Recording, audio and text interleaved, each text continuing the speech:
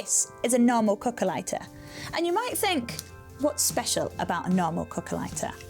Well, I want to use this to show you one of my favourite physical principles. But to do that, I've got to take it apart.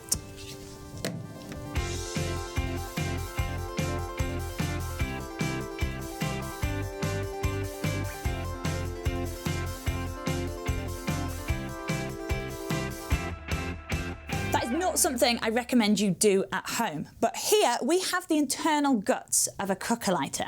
Let me show you. So this is the mini butane tank, and that obviously provides the fuel for our cooker lighter. And that fuel travels up this little see-through pipe there to the ignition end of the cooker lighter. And it does that because it's released by this little white valve here. And that valve is released when you push on the trigger of the cooker lighter. But when you push on the trigger, you're also pushing on this black button here. And this is the bit that I actually want to show you. So if we take it out, this is the spark generator. So if I hold these two wires close to each other, then you should be able to see a spark.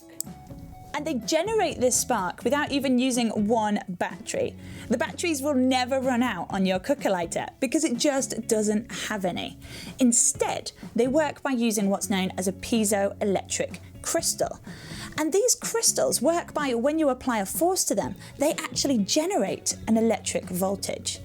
And this happens because normally crystals, they're very symmetrical. All of their atoms are lined up in rows and columns. So when you apply a force to them, when you squash them, they squash uniformly. But piezoelectric crystals, which can be anything from quartz to PZT, they're a little bit lopsided. So when you squash them, they actually bulge a little bit.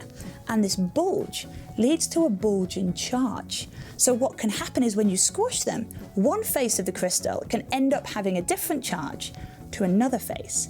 And this difference in charge leads to a potential difference, which we know as a voltage.